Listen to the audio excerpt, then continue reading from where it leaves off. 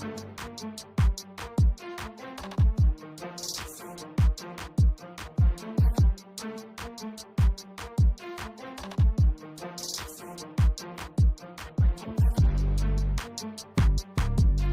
welcome to another exciting episode of the Andre the Beast Creighton Show.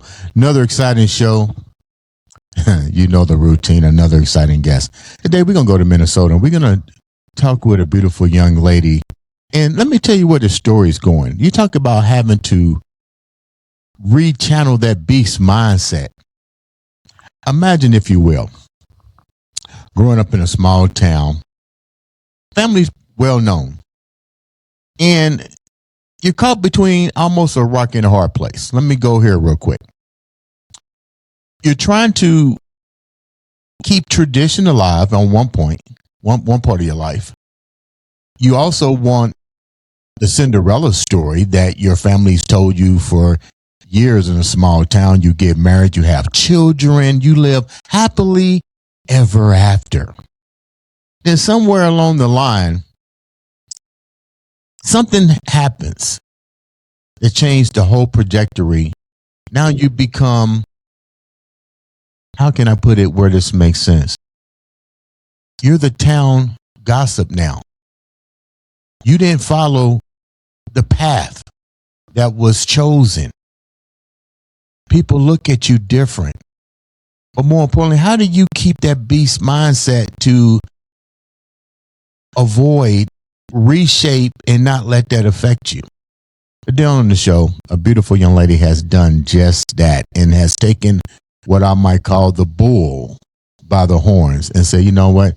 This is not the way I'm going to adjust my life, my kids, and my family. Let's welcome to the show, Erin, Curran. What's up, baby girl? Hi, good morning. Morning. Such a great story. I can't imagine.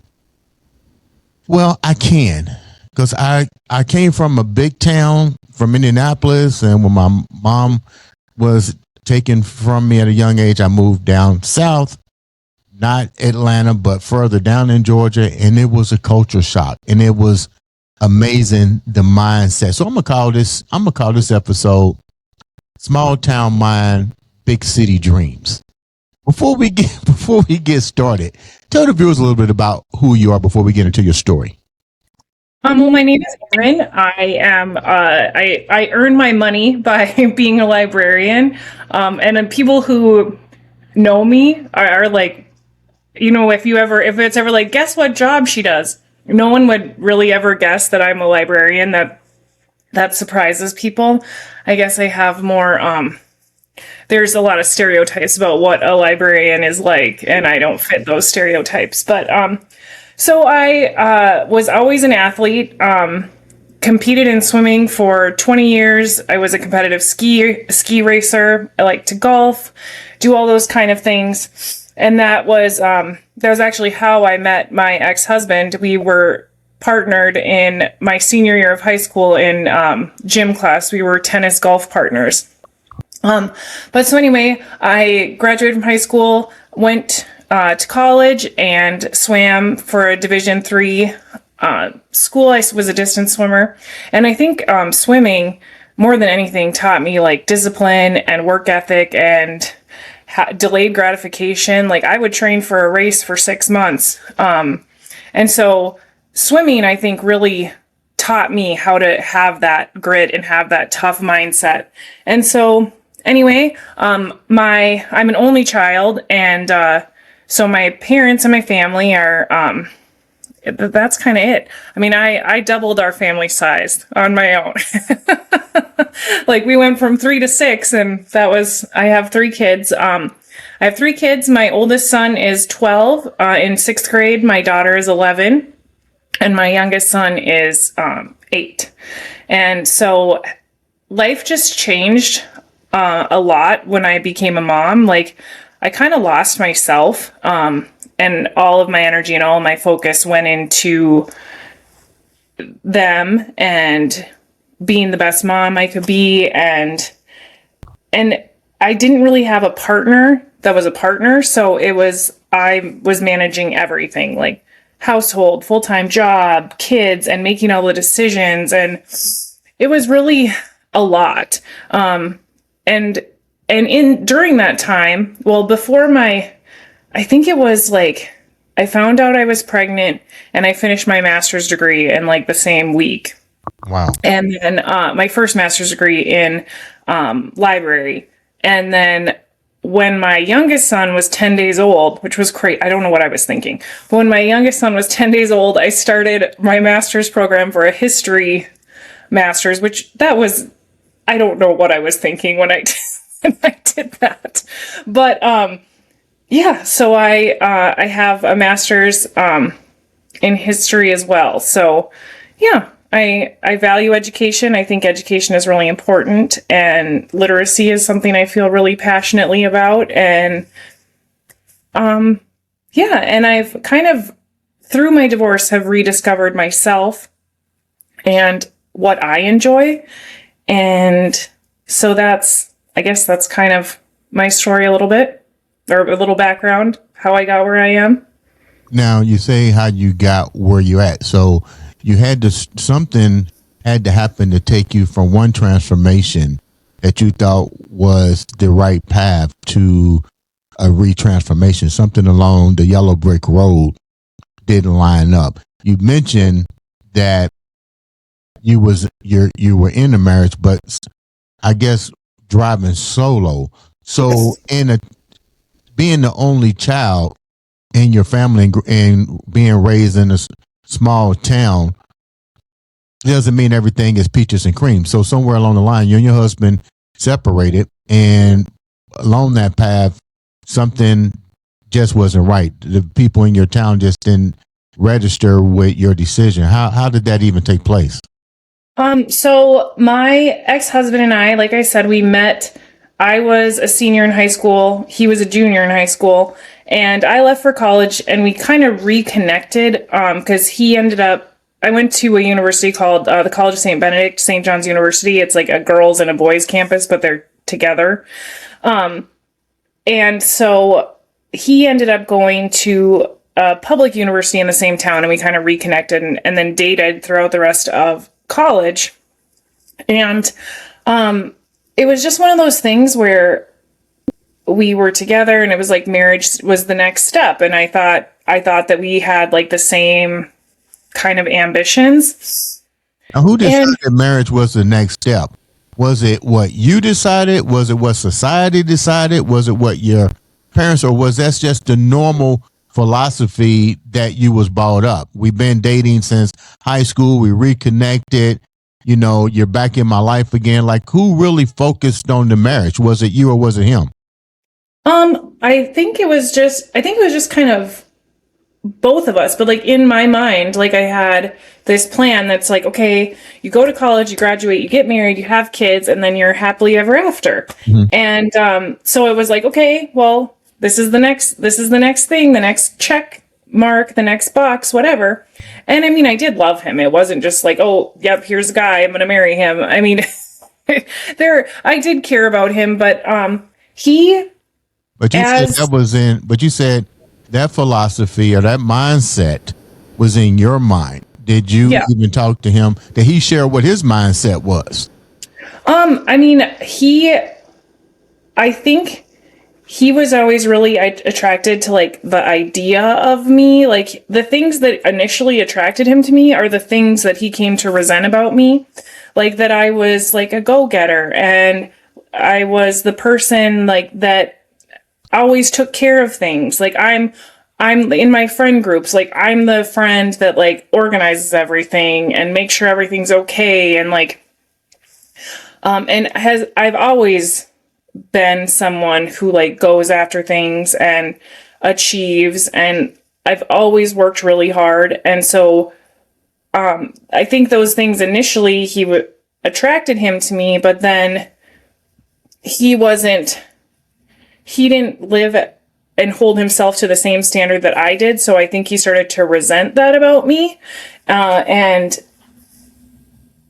so those little things just kind of, he would make like backhanded comments to me and then try to pass it off.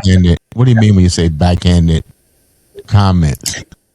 Like were things that are like a compliment, but they're really like a dig at you. It's like, oh wow, I'm you managed to do that, or like, oh, you always make everything perfect, and like stuff like that, where it's like, yeah, I try really hard to make things nice, make things good, but it was more of a dig, like, oh, everything always has to be so perfect, and which isn't true. Like for me, like I don't expect perfection.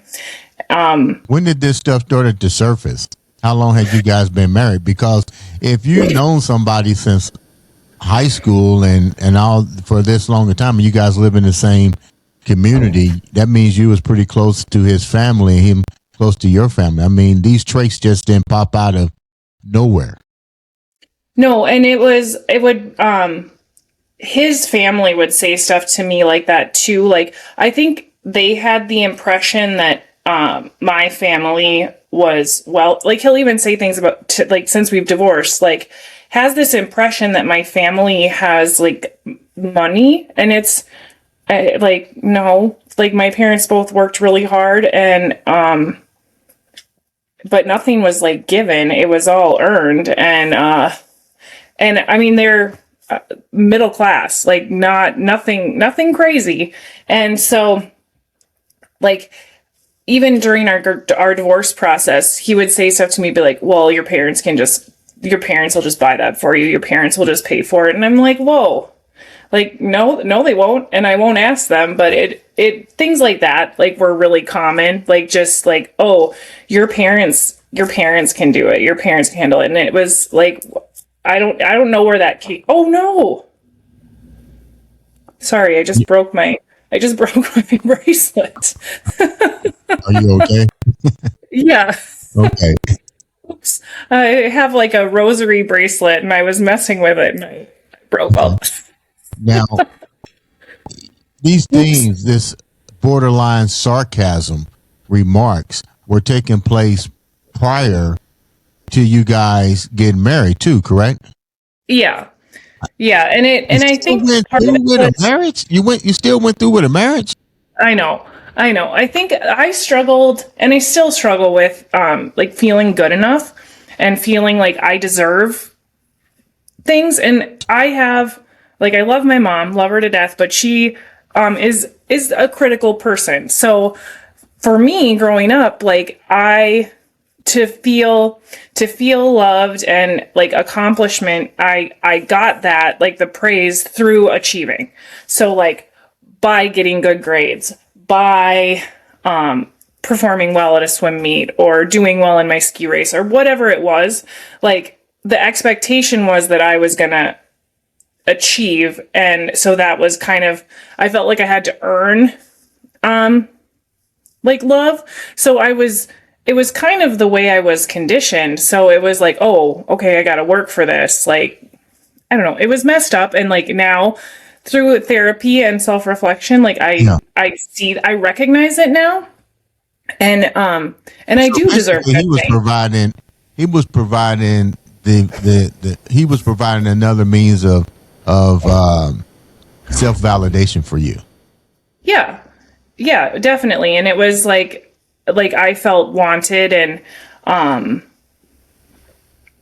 and so I accepted like love that was kind of came with conditions, and what were because the conditions? Because I didn't feel like I deserved better. I don't know, just like to perform in a certain way, to be and it got to the point where it was like I was trying so hard to like earn his love, and that I completely lost myself.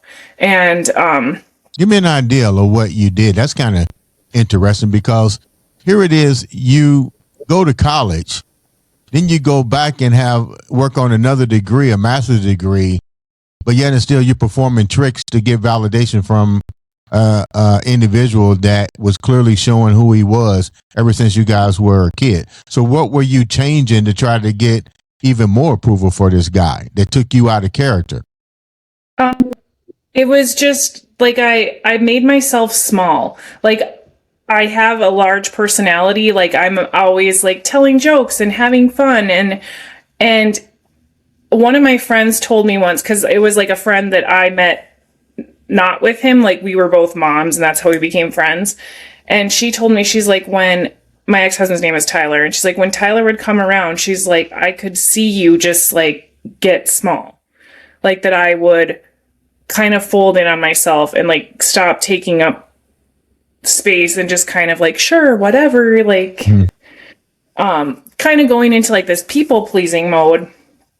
And she said, because she didn't know me in that relationship dynamic, so after we separated, she told me, and she's like, yeah, she's like, I would hate it when he would come around because you would just kind of like close in on yourself. And she's like, the Erin that I knew would kind of slide away and was replaced by this like quieter, milder version of myself. You became docile. Yeah. Pretty much. What about your parents? I mean, they had to see something going on because you got 3 children by the guy. I mean, so they had to see something. I think it was just so gradual, because it wasn't like it happened overnight.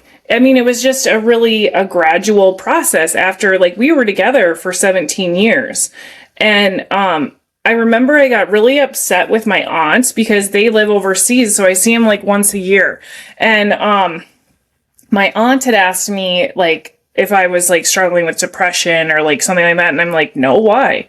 And she's like, well, you just seem different. And I was super offended by it at the time, because I was like a new mom. I had 2 young kids, and I was like, no, I'm not depressed. Like, I was like, I'm not 18 anymore, and I don't need to like party all the time. And like, I grew up, and like, that was kind of how I took it. And then after all the stuff happened, it was like, because they weren't seeing me all the time, like they noticed like that shift in my personality and were like, this doesn't seem like the Erin we know. And it just took me longer, and the people who are closest to me longer, to see it, because it was just a very gradual process. And I know people throw around terms like narcissist and all these things, right, but and really like casually. And so I'm not going to like pretend to know or diagnose him, but I remember when I went in after, like when we were separating, and my therapist said something about that I was abused, and I was like, what? I was like, I'm not a victim. I wasn't abused. Like that wouldn't happen to me. And then we were kind of talking about it, and it's like, okay, like keeping money, hiding money, like financial, that's abuse. Like verbal, like talking down to me, like manipulating me, like that's abuse. And it was like shocking to me, because I'd never thought of myself as a victim.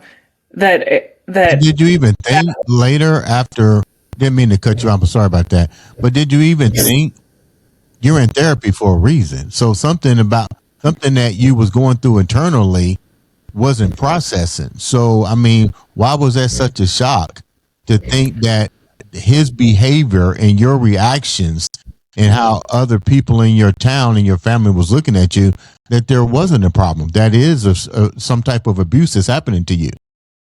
Yeah. And it was, again, like when you're in it, it wasn't like he wasn't hitting me. He wasn't like, when I would think of abuse, it was like physical abuse. And he wouldn't like swear and yell at me and stuff. So it was a lot more subtle, and it was just kind of what I got used to. But like when he left, I remember I was so lonely in my marriage, like so alone and so lonely. And when he left, I remember waking up like that next morning, and like it was like this weight on my chest had like lifted, because I wasn't walking on eggshells. I wasn't trying to please someone. Like I was trying to make his emotions and his happiness my responsibility.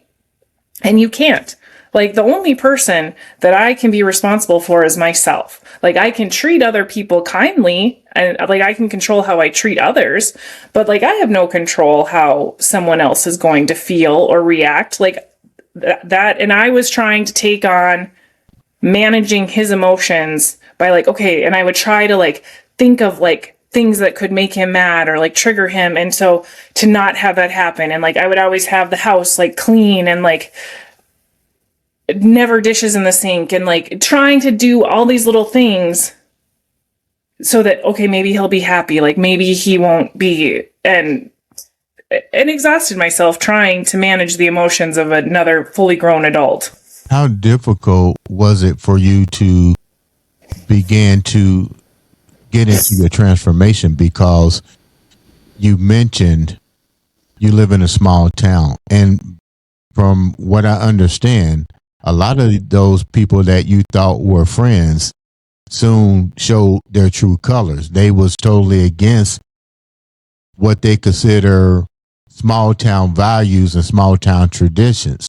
So how was you able to navigate tradition to get your own peace of mind back? Because now you're being confronted with the realization that, yeah, you know, you've been abused slowly with what I call the chip theory. It was slowly being chipped at you.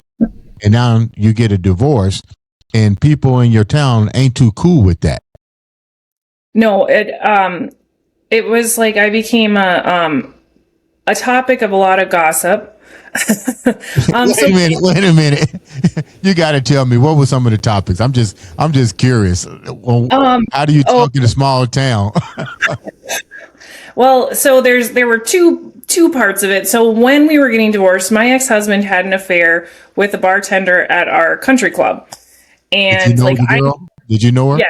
Yes, I knew her. So we are close in age, but I guess she got a little slower start in the game. I don't know. But I was, so she worked at the country club. I knew her from the golf course, and she student taught at my school. And so it was like she was student teaching in English. I was a librarian. I was like offering to help her. Like, you want to collaborate? Like, I know how difficult student teaching is. I remember, like, let me know, like, wrote letters of recommendation for her, like, would let her know when there were job openings.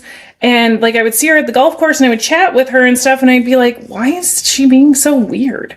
Like, and it's like, oh, you were sleeping with my husband. Now I get it. How did you find out she was sleeping with your husband? So one night, actually, I remember it was in November, my ex-husband had said he was going to be helping his dad and that he was going to be home later. And it was like, it just got later. And I was like, I was tired. And so the kids were in bed. I went to bed and he got home at like 2 a.m. and was really drunk. And I was like, what? And like, his dad doesn't drink. So I was like, what's going on? And he like passed out and his phone was going off. And so I looked at it and it was like messages, but it was saved under a guy's name. And it wasn't like he had it saved under like part of her last name. And it took me a minute and then it like just clicked and I was like, oh my God. And so had I been a little calmer, a little cooler, I would have waited till the next morning to talk to him about it. But I was like, I was hot. I was like, what? Did you read the messages on the phone? Yeah, I read the messages on the phone and then I woke him up. What was the messages? It was like, good night, baby. Like, I had so much fun tonight. And I'm like, what? Wow. And it was, he must have deleted all the messages from her, like every time he got them, because there wasn't like a message history. And so I was like, okay. And so I confronted him and he was like, oh no, we've never like, and he was drunk. So it was like the things weren't matching up. And he was saying like, oh no, we're just friends. Like, I was like, this doesn't seem like friends. And then it was like, oh, we just kissed. And then like part of the thing they tell you, like if someone has an affair, the person who is like the victim of the affair, so in my case, me, if you want to try and reconcile, like you have to answer, like him, my ex-husband would have had to answer all my questions because like what happened then? So he stayed for like 6 months, but it was like death by 1,000 cuts, because he would tell me one thing and then the truth always comes out. And so then I would find out more information. So it's like that wound that was healing would just get ripped back open, and like the trust is gone again. And well, how did the first of all, how did the wounds even begin to heal? Because now he told you who the girl is. You're at a country club, and I mean, if you guys are hanging at a country club, y'all must be pretty loaded if a lot of activity is taking place at a country club. You got to have money being these country clubs. But your girl's there. How do you even navigate knowing that every time you're at the country club, this woman is there? Well, I called the club pro and said, told him what happened. And she was also sleeping with other members, so she actually got fired. And I don't feel bad about that at all. But you get what you get. Like, you're free to do what you want, but you're not free from consequences. And there were other women who also called and requested that she no longer be employed there. But it was funny because there were people that I didn't know that knew me that would feel like there was a girl that came up to me. This was after my ex-husband and I don't remember if our divorce was finalized, but we were separated.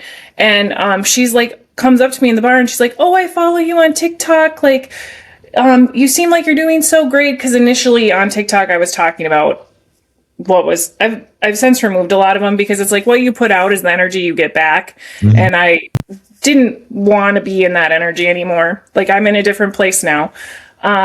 And she came up to me and she's like talking to me and then proceeds to tell me that she too had an affair with my ex-husband. And it's like, I'm standing in this restaurant bar thing and I'm just like, why did you need to tell me that? Like, I know you're alleviating your conscience, but like, I didn't need to know that. And so like, as far as like gossiping, and she like, I was just sitting there and I was kind of flabbergasted, like gobsmacked. Like, I didn't know what to do. I'm just like, and then like it brought up pain, because like she kind of told me the timeline, and I'm like, that would have been when our oldest son was a baby. What? And he's telling me he's at work, and I'm like struggling with postpartum. Like, it opened up again some of those wounds where it's like, where I'd felt abandoned and alone, and it's like, oh, perfect. Like, thank you for sharing that with me.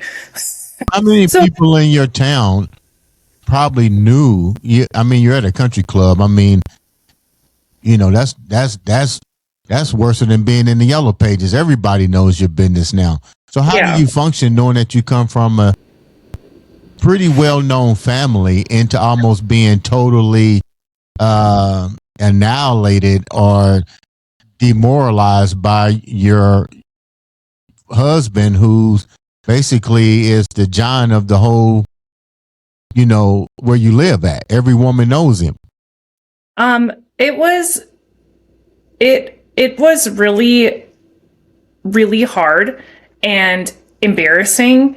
And I was also really angry, because it was like you being my ex-husband. I'm like, you put me at risk. Like, you put my health at risk. I was like, this was so selfish. Like, I remember after I found out about the affair, I went in and got like the full gamut of like STD tests, because I was just like, I don't know what you've been doing. Like, I don't know what you brought home.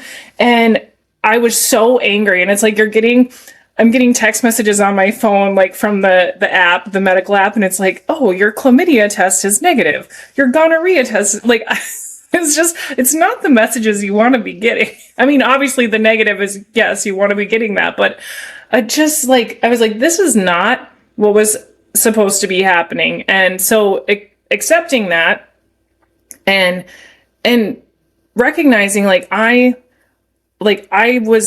human. And so I was angry, and there were some things that happened, where I would kind of react. And now I wouldn't react the same way, but I was so hurt and the betrayal wound was so deep What do you mean there were things you would do and react? What do you mean? Well, this is embarrassing and I don't want to know if I want to want to share it with on TikTok. You might as well go on and tell me. Yeah. So I was at the golf course. My kids were taking golf lessons, and this was early on in like our separation. It would have been, so I found out about the affair in November. He left on Valentine's Day. That's a whole other thing too. So he left on Valentine's Day, and then so this was the springtime, and I was taking them to golf lessons. I'm sitting in there talking with another mom, like, blah, blah, this is what's going on. And she knew my ex-husband, and she kind of said, like, oh, I always knew, like, that he was shady, and I thought you deserved better. And it's like, why couldn't you have said something? But anyway, so we're talking, and she basically told me that she would see my ex-husband out and, like, trying to pick up women when we were married and whatever. And I don't know if I was just blind or I don't know why I didn't see these things. But anyway, so golf lessons get done. I'm like, again, feeling wounded because it's like, okay, he's been sneaking around for years. And so I go to Target, had to get some stuff, and I happened to see his current mistress at Target. And it was like I saw red. Like I like told my kids, I'm like, go pick out some cereal. And like I charged up to her and I spit in her face and I was like, you're a whore, and like cussed her out in Target. And then she, wait a minute, you went up and moved your kids out of the way to go. Well, they didn't see any of this. In my defense, they didn't see any of this, but I'm not proud that I did this. But I was in a different place. It was a different time. This was a couple of years ago. And yeah, so what did she do? Outside of having an affair with your husband, when you confronted her and discharged saliva in her face, I mean, how did she feel? Because she couldn't have done it. Her husband was the one who did it. It wasn't her. She just participated. Yeah. So she just like looked at me and she's like, really, Erin? Like, that's what you're going to do? And then she proceeded to follow me around Target and like kind of like antagonize me. Did you know her? Did you know her personally? I mean, no, I would say she was more of an acquaintance, but we didn't like how I wouldn't, she was an acquaintance, but yeah, I knew her. And so then she proceeded to like record me and follow me around Target. It was a whole drama. And then she called the police. So when I got home, there was a squad car waiting in the driveway and they were like, she's pressing charges, and I didn't touch her. And you spit on her. Well, yes, that's true. And I said to her, she's like, I can't believe you did that. And I was like, and then I said, because she recorded it, I said, you know, I don't know why you're so offended by my bodily fluids when my husband is soaking you in his. And then she's like, you are so vulgar. And I was like, like, it was just like trying to have this like moral superiority to me. And I wasn't having it. But in hindsight, would I do that again? Absolutely not. I don't even care anymore. Like seeing her doesn't elicit any kind of response from me now. But it was just that day finding out that my ex-husband had been cheating for years, and then seeing the woman who he'd been cheating. It was just, you snap. Yeah, and I was in a different place, and I'm thankful that I didn't like put my hands on her. Like, in hindsight, do I wish that I had not done that? Yes. But again, I'm human, and I was hurt, and it was one thing that was really frustrating when all of that was happening. The police officer that came to my house to like, I don't know, tell me she was going to press charges. They didn't lock you up? No. He said, he's like, well, having an affair isn't illegal. And and he's like, but spitting on someone is. And I was like, okay, like, yep. And so, so she had, I got charged. What did I get charged with? I got charged with disorderly conduct and paid a ticket and whatever. And do I wish I hadn't done it? Yes. But it happened. I can't take it back and moved on. But you didn't have altercations with these different affair women, but you came in contact with these women. So the bottom line is, who do you really fault in your transformation? Do you fault the women, or do you fault the guy that lured them into the thing? Because this is how I'm seeing this, and I'm not saying this I'm starting to get a picture. We live in a time where everybody knows what's going on. So these women knew he was married. They knew you. So where did the respect for you come in contact? Because these women all knew you. You kind of almost grew up together. Obviously, like, part of when my divorce was finalized, I'm Catholic, so I did an annulment in the Catholic Church, and that was like really healing, because I looked at my role in our marriage falling apart too. Like, it wasn't like, obviously him having affairs and stepping out, like, yes, that's a major catalyst, but it's like, how did we get to that point? Right. And so I've acknowledged that it's like, I wasn't just this like houseplant that everything happened to. Like, I was involved as well. And like the way that I shifted my focus from my marriage to my children, like, but it also, when our kids were born, my ex-husband, instead of leaning into the family, he just continued to live like he was a single person. And just, he wanted the wife and kids and family at home, but he also wanted to have girlfriends on the side. And like, when I told him I wanted a divorce, he was like, no, like, he never wanted to not have me as his wife. He wanted both. He wanted the girlfriends and the wife. And one thing that was really funny, like ironic funny, was that my ex-husband, like, through counseling and stuff, because we did try to work it out for like 6 months after I found out about the affair. Like, we did couples counseling, we did all the things.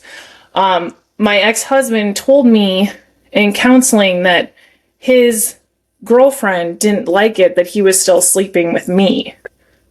And it was like, your girlfriend didn't like it that you were sleeping with your wife? Like, obviously I didn't know about her, but she knew all about me. And, I just thought, I was like, that's rich. Okay, like, Erin, hold on a minute. This is crazy. I want the listeners to stay tuned, because there's more to come here. You're in therapy with a guy that had your husband, small town.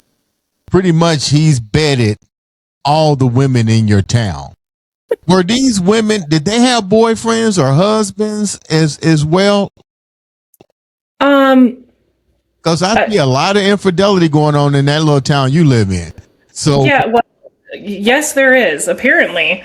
I think some did, some didn't. I don't know. It's obviously, I was naive, and thinking, like, believing him when he said he was at work, or like, yeah, but no, like, when you were saying, like, who do I blame? It's like, he knew he was married. Like, he knew he was married. He made vows to me. There shouldn't, like, I guess you can get really confused sometimes and forget you're married and slip and fall into another woman. It happens. Like, I guess you get real confused. He fell into multiple women. Yeah, it's super confusing. Like, oh no, I took my clothes off with this woman, and now oh no, what do I do? I don't know. You kept going to therapy through the first one, the second one. The list is going on.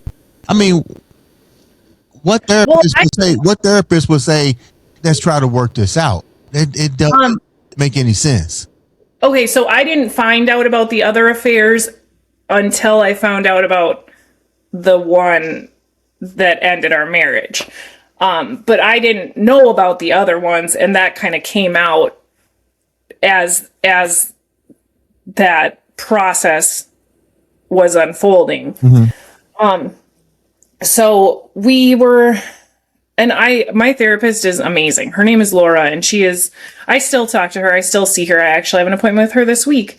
But she really helped me do a lot of healing. And we started seeing her as like couples counseling. And part of it she used, it's called like the Gottman method. And he's in couples counseling. And it was kind of, part of it was like, okay, you have to answer all of Erin's questions. Like you have to reveal like any question she has. And so for me, I don't know why, but I got really hung up on, because eating dinner as a family is really important to me. And so like, I really wanted to know if like he took her out on dates, or it's like, or did you guys like DoorDash stuff? Like, were you guys having meals together? Like, because it's one thing if it's like, okay, it's sex, but it's another thing like if you're dating and courting and there's emotions and like feelings, like that's different. And not that So either was were you trying to put, not to cut you off, I'm trying to get a clear thing here. So your way of processing that therapy's method in your mind was to validate what's important to you, which is the symbolism of eating dinner is a family. So you was willing to put that aside if that wasn't the case and look at him in a different light, if it was just intimacy?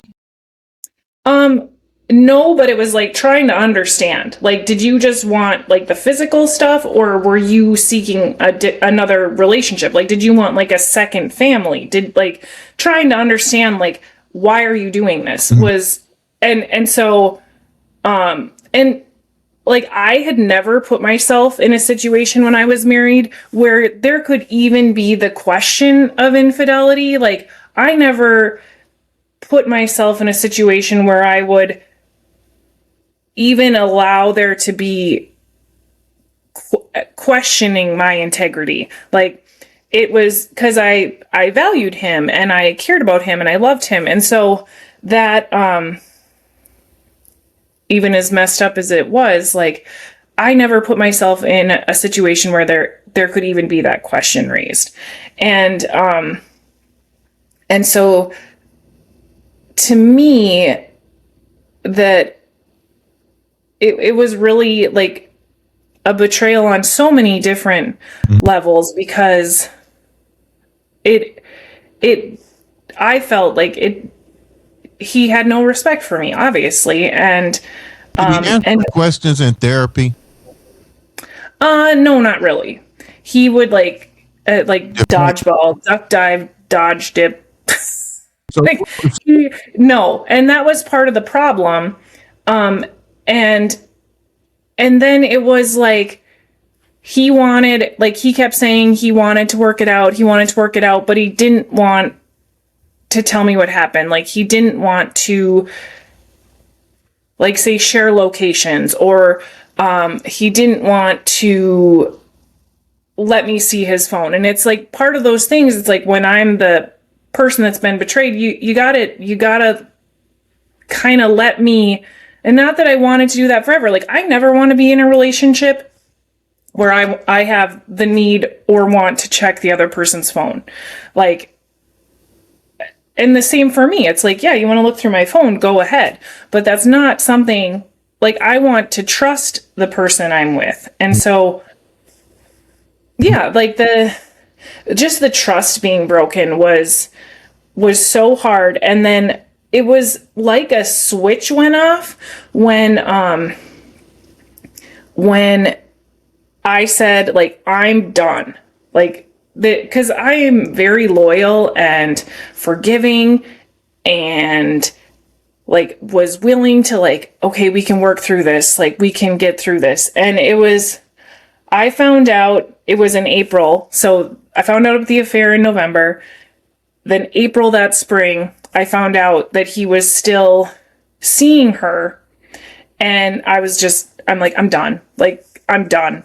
And I changed the locks on the house and I took all of his stuff and put it in detached garage. And then that next day, I don't remember what day of the week it was, but he came over and like had this letter and was like saying all the things, like, I'm sorry, don't do this. But I was done. Like, at that point I was like, this is the last straw.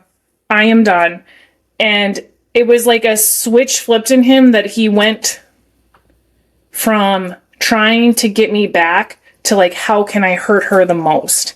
And one of the crazy things about divorce is, and going through a divorce, is it's the person that you're separating from, you're grieving almost like a death or a loss, but it's also with a person that knows all your softest parts. Like, they know exactly where to put that knife and twist to make it hurt the most. Mm-hmm. And he did that. And so I remember initially when I told him I wanted a divorce, and I said, this is what I want, like the list. And he fought me like tooth and nail on, like, we spent so much money on lawyers. And at the end of the day, when it ended, that was what I said I wanted on that initial day when I said I wanted a divorce. That was what happened. But instead, we spent like $100,000 on lawyers, and we didn't have. I mean, I like had to borrow against my house to pay, and it's just so stupid. And in a divorce, the only person that wins are the attorneys. Like, everyone is going to lose. Like, everyone is losing, and so it's just wild. Like, that's one of the things, like, where, like, he had the affair, he left, and then I paid him. And I'm like, how did we get here? How did this happen? Like, and again, what do you mean you paid him? You had to pay alimony? I paid him, yes, because I was the breadwinner. and it's like, I'm like, you can't make this shit up. Like, I'm just, it's so, like, a lot of guys, particularly on the internet, will say things, because I make TikToks and I talk about my life and I let people in. So I know by putting myself out there, I open myself up to ridicule, people saying all kinds of things. Mm-hmm. And yeah, and it's just like, oh, you must have been just a bitch, and you must have been frigid, and all these things. And it's like, nope, it wasn't any of those things. And it's like, or like, men will say, like, comment like, how, why? And I'm like, I don't know. Like, you'd have to ask him, because I don't know. But yeah, it's just like, at the end of the day, like, I remember writing him that check, and I was just like, how much was the check? Well, I wrote him two, but the one for $50,000 was, I just couldn't. I was like, now, what is your parents thinking? This is a two-part question. What does his parents think about what happened? What does your parents think? You're the only child. Naturally, your mom and dad is overprotective to a degree. You're the only child. And you got to now give this guy who everybody in the freaking town knows him, and you paying this guy. Like, your mom and dad cannot be happy, but at the same time, you got his grandkids. Yeah. My mom and dad, obviously, they love their grandkids. They loved him. Like my mom and dad are still like I'm over it. Like, I've healed, I've moved on. I've accepted it. But my mom and dad are still, would be in that, they still get angry, like, and they still are, but it's also, they have those parent protective instincts, and they're like, how could you do this in our perfect little angel? And it's like, okay, well, I'm not perfect, I'm not an angel, but like, I think that they just, my mom especially wants like justice. And I just tell her, I'm like, Mom, there is no justice. Like, you just have to let it go and move on. And what about his parents? I mean, you got three kids together. I can't imagine a dude being that ruthless that will go to that. What divorce does crazy things to people, but at the end of the day, man, you got 3 kids. Why do you want to take $50,000 plus whatever you gave him on the other check away from, your kids? I'm, like, His dad, I'm just going to be blunt. His dad is a loser. And it's like a spineless, like if you imagine like the most spineless beta boy, that would be his dad. And I didn't see that until later. And I remember the last interaction I had with his dad, because he's basically repeating, my ex-husband repeated the cycle that his dad did. Like, because his parents were divorced, and his dad is basically like a kept man and is with this woman that just like pays for everything and basically gives him an allowance. And it's the most like, I mean, but Erin, you seen all of this stuff prior. I mean, so what does that say for your judgment? Well, obviously, like I thought he was different. I was like, I remember my parents having concerns about his family, and I was like, well, I'm not marrying his family. Like, he's not like them. Hey, you did. Yep. Yep. I remember the last interaction I had with my ex-husband's dad, and I basically like looked at him and I was like, you are such a little bitch. I was like, I don't know how you look yourself in the mirror. I was like, or call yourself a man. I was like, I would be ashamed of myself if I were you. I was like, not only are you a loser, you raised one. And I was like, how? I was like, how do you look yourself in the face and call yourself a man? I was like, because I look at you and I see a huge failure that raised a failure. And he was just like, and I'm like, okay, well, that's all I have to say. Goodbye. How did you, I'm pretty sure I already know the answer to this before we wrap up. You have that beast mindset now that, what happened. You're almost like a living legend now. And the story of Erin, like the fiery redhead. I'm not laughing at you. I'm laughing with you. So, but it's almost like you're a legend. Everybody knows your story. So, I mean, how does that make you feel knowing that, your husband was the Piper of the neighborhood, and you passing out money to him, and it just sounds like total fucking dysfunction here. Like, how do you keep that beast mindset and still have the beautiful laughter that you have and really get closure at the end of the day? Well, really, I mean, it's like, yes, I went through a lot of pain, but at the end of the day, I would have stayed.